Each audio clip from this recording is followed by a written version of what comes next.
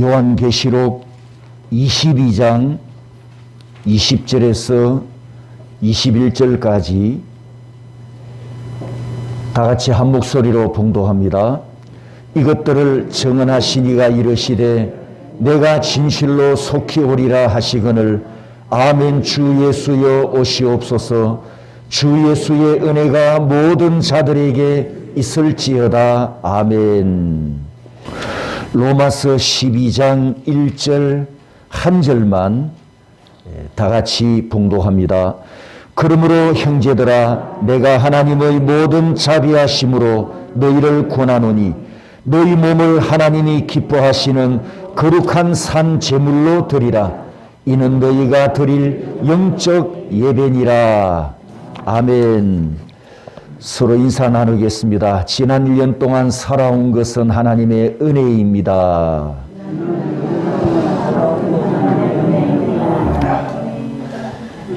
혹시 내가 잘났어 1년 동안 살아오신 분 없죠? 우리는 다 하나님의 은혜로 하루하루 매일매일 살아온 줄 믿습니다.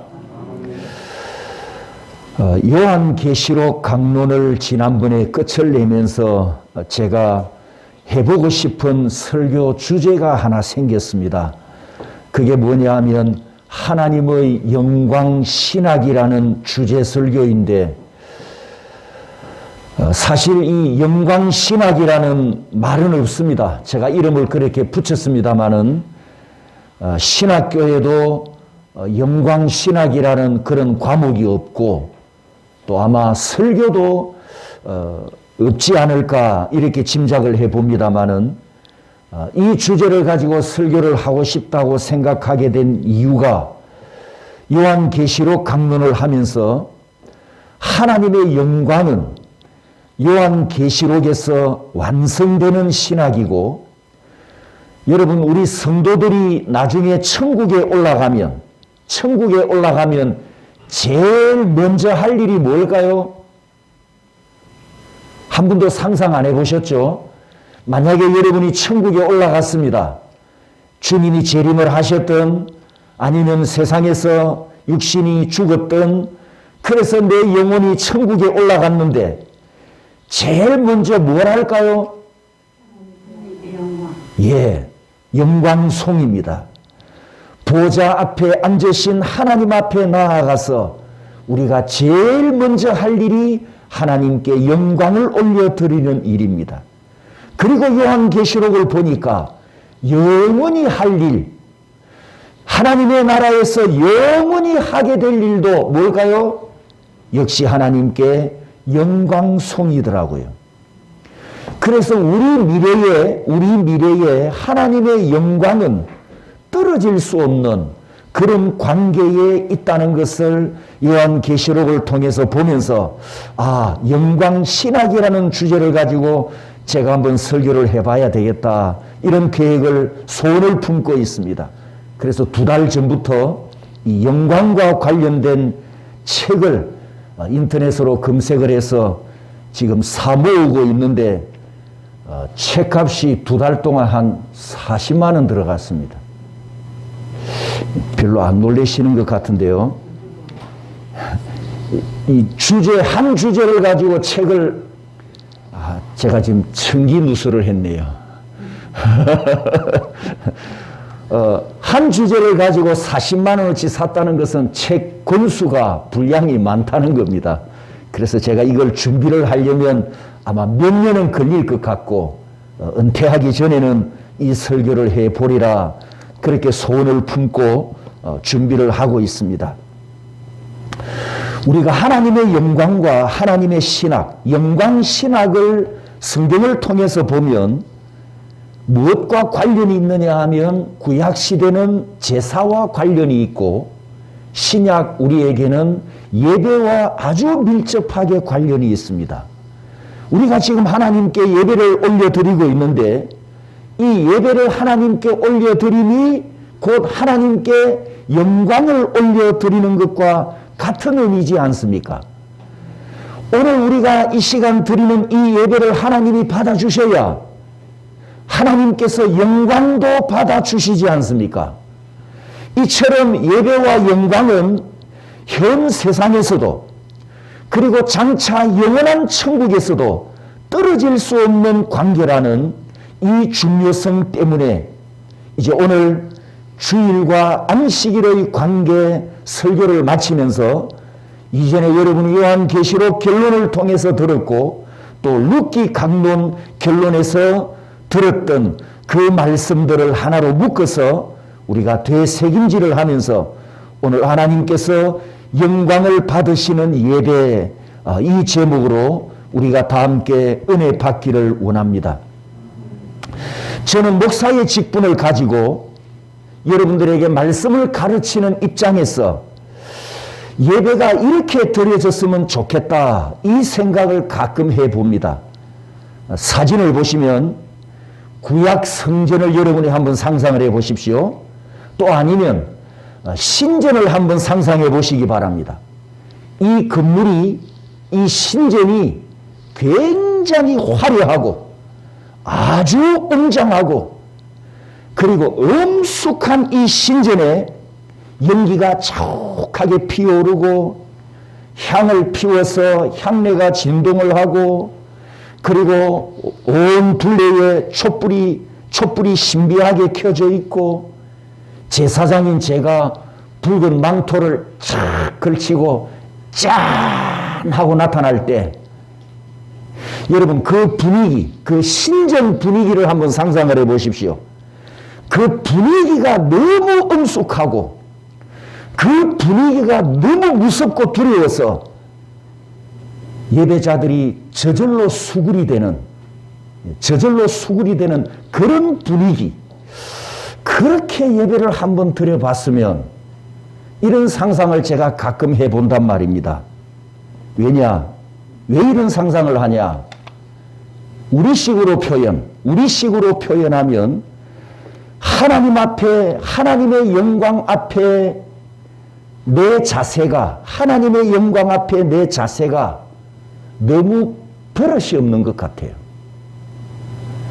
그래서 이런 외적인 환경, 그 환경 때문에도 엄숙하고 거룩한 분위기를 조성해 준다면 우리가 하나님 앞에, 영광의 하나님 앞에 바른 예배자로 나아갈 수 있을까? 여러분, 중세 시대, 지금도 로마 카톨릭은 이런 분위기 속에서 예배를 드립니다. 중세 시대 로마 카톨릭 교회가 예배가 너무 형식적이었거든요. 그리고 의식적이었고 미신적인 요소들도 참 많았었습니다. 그래서 종교개혁자들이 그 의식과 미신적인 요소들을 다 빼버렸어요. 빼버리고 기념, 우리는 하나님 앞에 구원받은 이 은혜를 기념한다, 기념의 의미를 심고, 그리고 많은 순서들, 의식들을 줄여버린 약식화된 이런 종교 예배, 이런 예배 순서들을 우리에게 남겨주어서 종교개혁자들의 후손인 우리 개신교가 그런 모습으로 지금 예배를 드리고 있단 말입니다. 그런데 이제 시간이 흐르고 나서 현재 우리가 드리는 이 예배가 또 다시 형식적이지는 않는가, 이렇게 한번 생각을 해봅니다. 무슨 뜻이냐 하면 중세 시대에는 의식이 너무 많아서 형식이었고 형식이 너무 많아서 형식이었어요.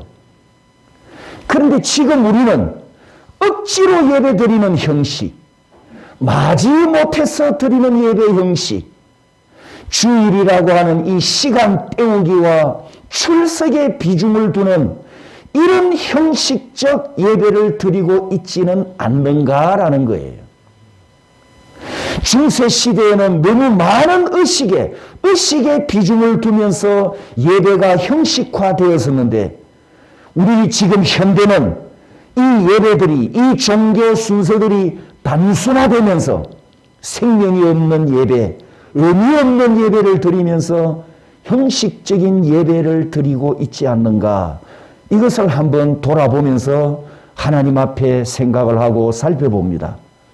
사랑하는 성도 여러분, 오늘도 여러분이 기쁘고 감사하는 마음 없이 이 예배 자리에 앉아 있다면 형식적인 예배를 드리고 있는 중입니다. 오늘 아침에는 여러분이 하나님의 보좌 앞으로 나올 때 설레임으로 나오셨습니까? 망설이다가 오셨습니까? 만약에 망설이다가 오셨다면 역시 형식적인 예배이지요.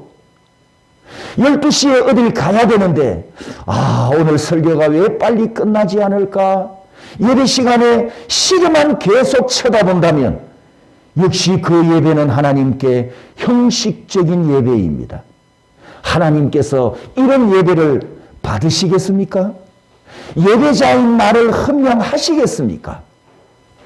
예배를 드리는 내 모습이 이렇게 약하기 때문에 아까 제가 엉뚱한 상상, 이 분위기를 통해서라도 신전 예배와 같은 그런 예배를 통해서라도 우리가 하나님이 받으실 만한 그런 예배를 드릴 수가 없을까? 이런 상상을 해보는 겁니다.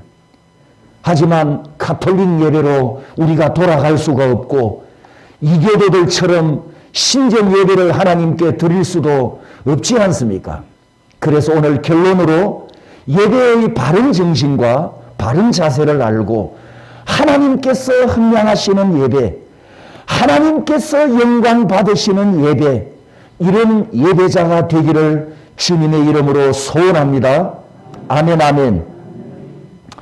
성경에 기록된 하나님의 성전을 역사적으로 살펴보면 크게 네 시대를 나눌 수가 있습니다. 첫 번째 성전은 에덴 성전이었습니다. 에덴 성전은 몇 주일 전에도 말씀을 드렸지만 전 우주가 하나님 앞에 성전이었죠. 첫 번째는 에덴 성전이었고, 그리고 두 번째는 우리가 잘 아는 구약교회, 구약시대의 예루살렘에 있는 성전이었습니다. 그리고 세 번째는 예수님이 오시고 난 후 지금 우리가 살고 있는 이 신약시대 성전, 건물 성전이 아니라 예수 그리스도를 고백하는 우리 성도들이 모여 예배드리는 이 모임, 공동체 성전이 세 번째라고 한다면, 마지막 네 번째는 우리가 천상에 올라갔을 때 예수님이 재림하시고 난 후에 요한계시록 4장에서 보여주고 있는 바로 하늘나라에 있는 하나님 보좌 앞에 있는 그 성전, 이렇게 네 시대의 성전 모습을 우리가 봅니다. 그런데 이 네 시대의 성전의 공통점이 뭐냐? 아까도 말씀을 드렸지만 성전과 밀접하게 관련되어 있는 것이 바로 제사와 예배이고 하나님의 영광이라는 것입니다.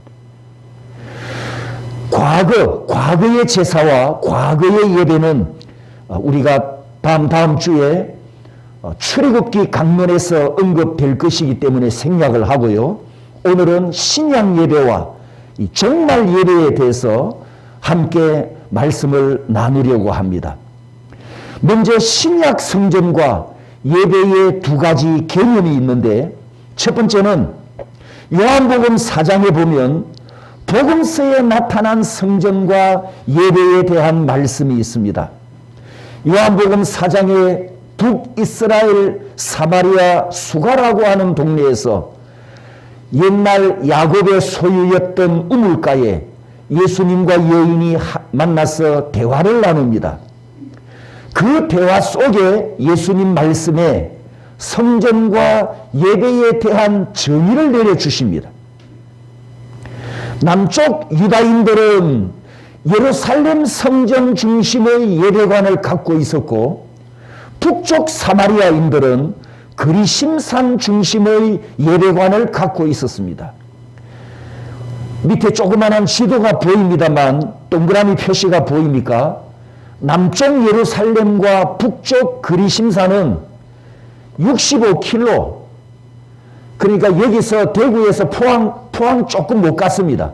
대구에서 포항 조금 못 가는 그 거리밖에 안 되는 가까운 거리예요. 그런데도 이 나라가 남북으로 갈라져서 예배 장소가 각각 다르고 서로 이제 정통성 시비를 하는 거죠. 예루살렘에서 예배를 드리는 사람들은 자기들이 정통이라 그러고, 그리심산에서 예배를 드리는 사마리아 사람들은 자기들이 정통이라고 하고 그렇게 서로 정통성 시비를 하고 있는데 예수님께서 21절에 이렇게 말씀합니다. 이 산 그리심산에서도 말고 예루살렘에서도 말고, 그러면서 예수님께서 23절에 예배에 대한 정의, 성전에 대한 정의를 이렇게 말씀하십니다. 아버지께 참되게 예배하는 자들은 영과 진리로 예배할 때가 오나니 곧 이때라. 하나님은 영이시니 예배하는 자가 영과 진리로 예배할지니라. 따라서입니다. 영과 진리로 예배할지니라. 사마리아 여인이 예수님께 했던 질문은 뭐였느냐 하면 장소였습니다. 장소. 20절 말씀을 보면 어디서 예배를 드려야 됩니까? 우리는 여기서 드리고 남쪽 유다 사람들은 저기서 드리는데 어디서 예배를 드려야 참된 예배입니까? 이렇게 장소에 대한 질문을 했는데 예수님은 장소를 대답하지 아니하시고 참된 예배를 대답해 주셨습니다. 참된 예배가 뭐냐? 그리심산에서 드리느냐? 예루살렘에서 드리느냐에 있지 않고 참된 예배는 어떻게 드리라고요? 따라서 합니다. 영과 진리로 예배할지니라. 참된 예배는 영과 진리로 드려야 하느니라. 이렇게 주님께서 대답하십니다. 성도 여러분, 우리는 이 말씀에서 구약 예배는 어떻게 예배를 드렸죠? 짐승을 잡아서 제물로 바치는 제사 예배였습니다. 이 구약 예배가 예수님의 대답에서 완성된 예배임을 보게 됩니다. 짐승을 잡아서 제사를 드리는 예배가 아니라 구약시대는 예루살렘이라고 하는 성전, 그 성전 건물이 있는 장소에 중요함이 있었지만 예수님께서 오셔서 십자가에서 대속 제물이 되신 후에는 영과 진리로 예배를 드려라. 이렇게 말씀하셨습니다. 성도 여러분, 그러므로 참된 예배는 따라서 합니다. 성령 사역, 더하기 따라서 합니다. 말씀 사역. 참된 예배는 뭐냐? 성령 사역과 말씀 사역이 함께 나타나는 것이 하나님께 드리는 참된 예배다. 교회의 주인이시고 안식일의 주인이 되시는 예수님께서 친히 우리에게 이렇게 말씀해 주셨습니다. 이것이 공간복음서에 나오는 예수님께서 정의한 성전과 예배에 대한 말씀이고, 두 번째, 바울 서신에 나타나는 성전과 예배가 있습니다. 그것이 바로 오늘 읽은 로마서 12장 1절 말씀입니다. 에덴 동산 이후에 구약시대 예배를 예수님께서 오셔서 참된 예배로 완성하셨고, 사도 바울은 로마서 12장 1절을 통해서 우리에게 무엇을 가르쳐 주느냐? 예수님이 완성하신 그 예배를 구체적으로 따라서 합니다. 실현. 예수님은 완성하셨고 사도 바울은 우리의 삶 속에서 적용할 수 있도록 구체적으로 실현을 해 주었다는 뜻입니다. 구약시대는 짐승과 곡식을 제물로 바치다가 예수님께서 성령과 진리로 드리는 예배를 말씀하셨는데, 사도 바울은 너희 몸을 하나님이 기뻐하시는 거룩한 산 제물로 드리라. 구약의 짐승의 몸을 태워서 제물로 바쳤던 것처럼 신약에도 똑같이 내 몸을 산 제물로 바치라. 이렇게 말씀합니다. 이 말씀에서 우리가 유의해야 할 단어는 따라서 볼까요? 너희 몸으로 드리라고 했잖아요. 그래서 너희 몸, 이 몸이 무엇을 의미할까요? 몸. 어떤 해석은 이렇게 말을 합니다. 몸을 마음과 영혼과 구분을 하거나 아니면 육신과 정신을 대립을 시켜서 몸은 몸이다 이렇게 해석하는 경우가 있고요. 조금 나은 해석은 몸이 산 재물이라고 했으니 몸으로 행하는 삶도 재물이 되어야 한다. 이렇게 조금 나은 해석을 하는 경우도 있습니다. 아무튼 몸을 마음과 분리시킨다든지 영혼과 분리시킨다든지 나누고 쪼개어서 몸이라고 해석하는 이런 배경은 제가 늘 말씀드리는 분석하고 쪼개고 나누는 헬라 사고 때문입니다. 로마서 12장 1절에 산 제물로 몸을 드리라 했는데 여러분 이때 몸이 마음과 영혼과 분리되는 몸으로 해석한다면 이건 상식적으로 틀리다는 것을 여러분도 알 수 있지 않습니까? 우리가 지금 하나님께 몸을 가져와서 이 예배당에 앉아 예배를 드리는데 우리 몸만 드리는 겁니까? 아니잖아요.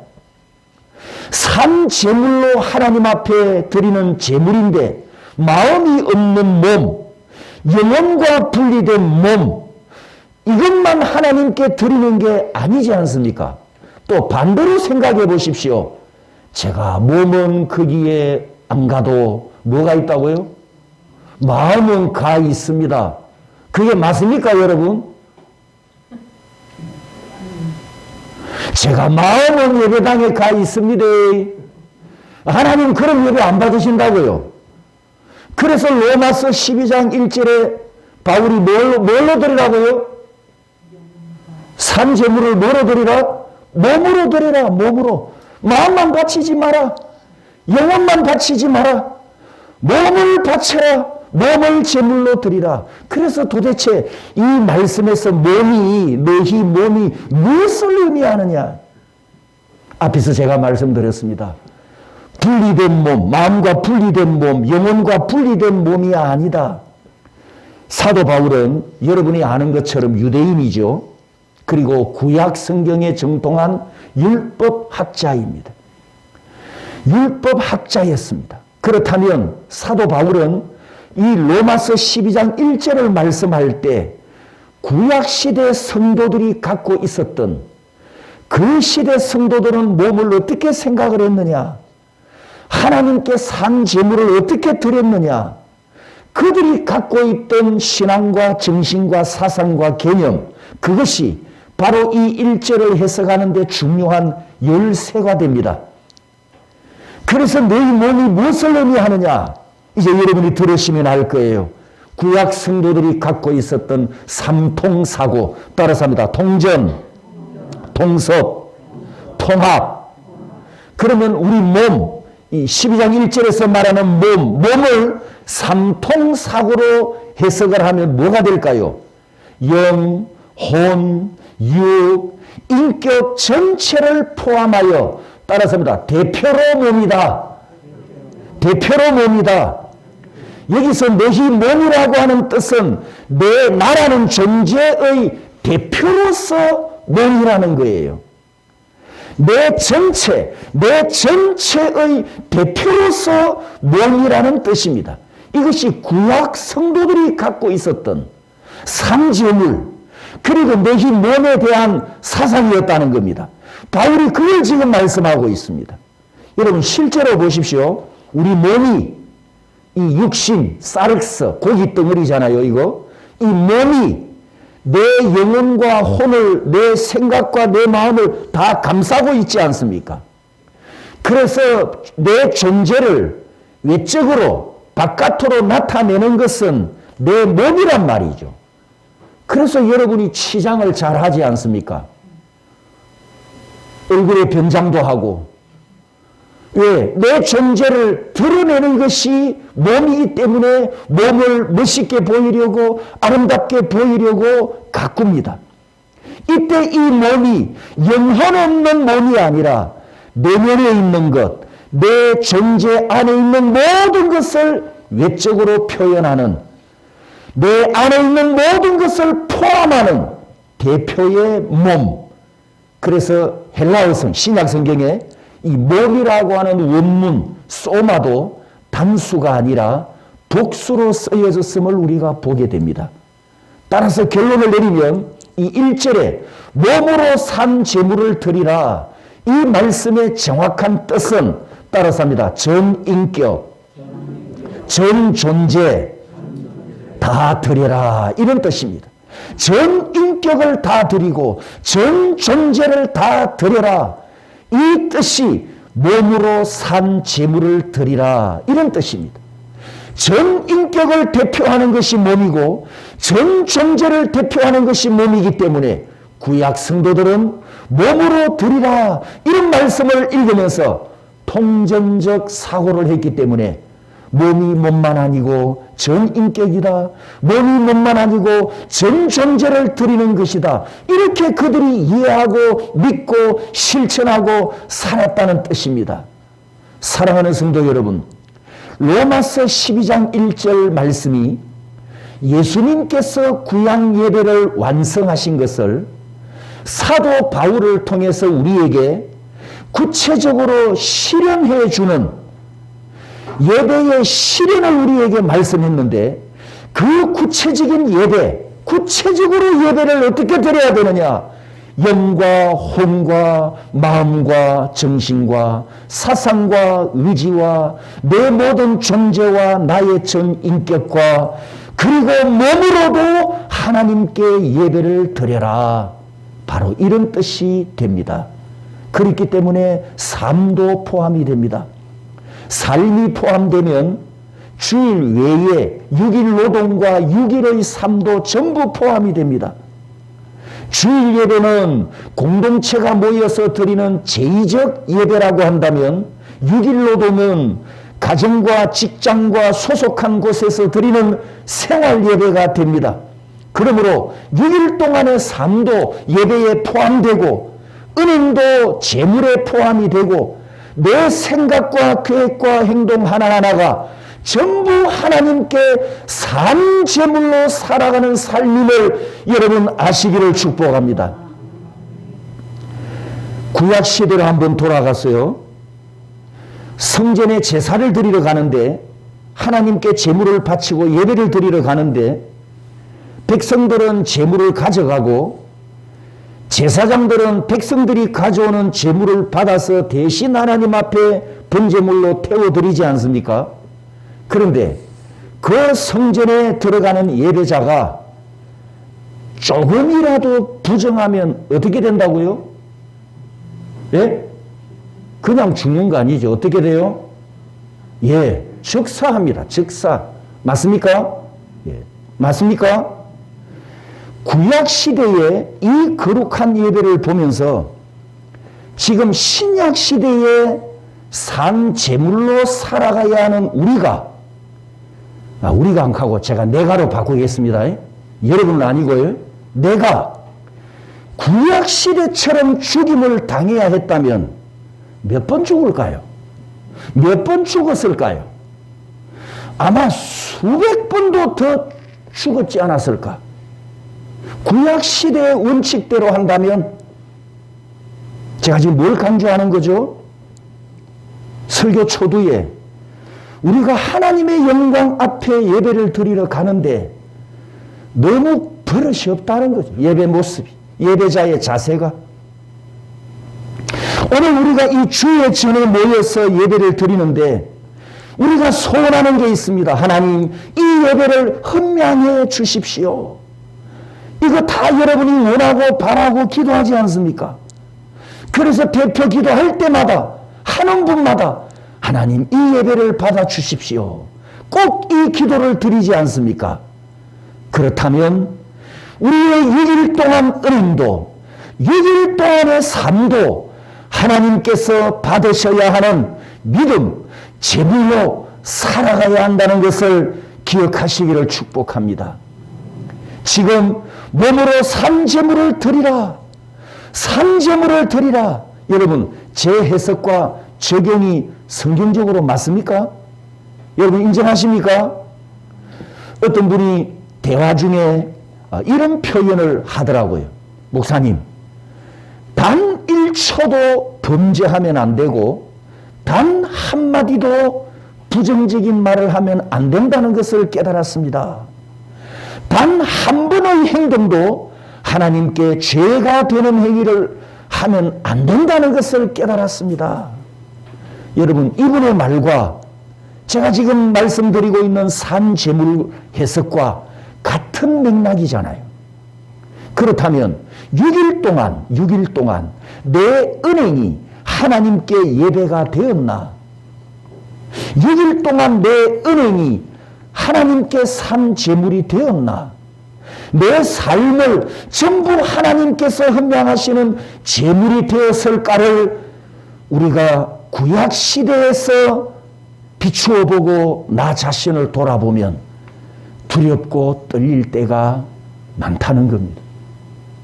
성도 여러분, 언제나 하나님께 헌명되시기를 축복합니다. 언제나 하나님께 영광 올려드리는 예배자가 되시기를 축복합니다. 예수님께서 구약 예배를 완성하셨고 사도 바울이 예배를 구체적으로 실현했는데 성경 마지막 책에 기록된 마지막 예배가 오늘 처음 읽었던 요한계시록 22장 20절 21절 말씀입니다. 우리 두 구절을 다시 한 번 더 함께 봉독합니다. 이것들을 정언하신 이가 이르시되 내가 진실로 속히 오리라 하시거늘 아멘. 주 예수여 오시옵소서. 주 예수의 은혜가 모든 자들에게 있을지어다. 아멘.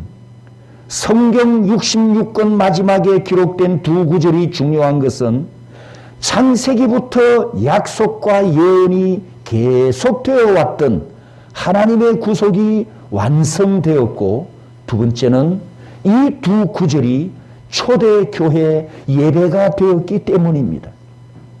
두 구절은 초대교회 예배 내용이었고, 말하자면 예배 실황을 중계하는 광경입니다. 이 두 구절이 초대교회 예배 실황을 우리에게 지금 중계해주고 있어요. 설교 내용은, 예수님의 설교 내용은 딱 4마디뿐입니다. 4마디. 따라서 볼까요? 내가 진실로 속히 오리라. 예수님의 설교는 딱 이 4마디였습니다. 예수님께서 간략한 4마디로 설교를 마치니까 초대교회들이 응답합니다. 뭐라고 응답합니까? 따라서 볼까요? 마라나타, 마라나타, 아멘 에르코 키리에 예수, 아멘 주 예수여 오시옵소서. 이렇게 초대교회가 하나님께 예배를 올려드립니다. 그러자 21절에 마지막 축도가 선포됩니다. 주 예수의 은혜가 모든 자들에게 있을지어다. 아멘. 사랑하는 성도 여러분, 마라나타는 초대교회 예배 중심이었습니다. 초대교회 성도들은 주일에 공동체로 모여서 예배 드릴 때마다 하나의 믿음, 한 믿음으로 마라나타를 외쳤습니다. 아멘 에르코 키리에 예수. 그리고 6일 동안 삶의 현장에서 일터에 나가 살면서 아멘 주 예수여 오시옵소서 이렇게 부르짖으며 살았다는 말씀입니다. 초대교회 성도들의 삶의 중심에는 언제나 예수 그리스도였습니다. 다시 오시는 예수 그리스도였습니다. 그들은 다시 오시는 주님을 기다리며 살았습니다. 이것이 초대교회 성도들의 예배였고 초대교회 성도들의 삶이었습니다. 다시 오시는 예수님을 간절하게 소망하며 기다리는 삶이 예배의 삶이었습니다. 왜냐하면 다시 오시는 예수님이 중심이었기 때문입니다. 예배 주인이 예수 그리스도이시기 때문입니다. 성도 여러분, 오늘은 2021년 마지막 주일입니다. 우리가 한 해의 마지막을 보내듯이 역사의 마지막이 다가오고 있는 것을 알고 있습니다. 우리 모든 성도들의 각자 개인의 종말이 몇 년 더 연장될지 몇십 년 더 살게 될지 우리는 알 수 없지만, 그러나 우리가 기억해야 될 것은 예배 중심에는 항상 마라나타, 삶의 중심에도 마라나타, 아멘 주 예수여 오시옵소서, 이 예배가 우리에게 중심이 되어야 할 줄 믿습니다. 예배와 삶이 헬라 사고처럼 쪼개지지 않는다는 점을 기억하십시오. 통입니다. 통 하나. 그래야 생활도 하나님께 올려드리는 영적 예배가 됩니다. 무슨 일이 있어도 항상 아멘 마라나타 하십시오. 어떤 일이 있어도 어떤 상황에서도 아멘 주 예수여 속히 오시옵소서 부르짖고 살아가시기를 축복합니다. 이 땅에서 우리가 살고 있는 지금 이 땅에서 하나님께 올려드리는 이 예배와 삶의 예배로 하나님께 영광을 올려드리다가 우리가 나중에 하늘나라에 올라가면 그때는 하나님의 보좌 앞으로 나아가 요한계시록 4장과 같은 예배를 드리게 될 줄 믿습니다. 하나님께서 영광 받으시는 예배를 드리시고 하나님께서 영광 받으시는 예배자로 살아가시기를 주님의 이름으로 축복합니다.